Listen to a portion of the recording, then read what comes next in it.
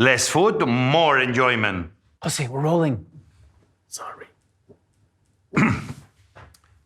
We eat information, we eat data, and we eat time without realizing the most important thing we're doing at the same time, actually eating.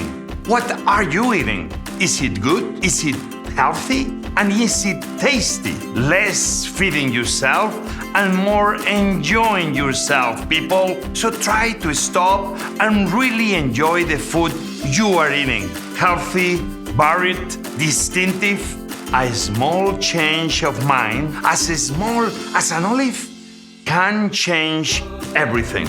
Because olives can make your day different depending on which variety you choose, making your day simpler or more creative according to the recipe you come up with, making your snack time more healthy and nutritious, but loaded with sabor. Because even though you are watching me on a screen right now, what I want is for you to disconnect. Find someone to share some olives and turn your day into much more. How do you say it?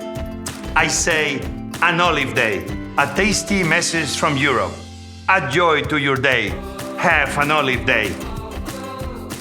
Campaign financed with aid from the European Union.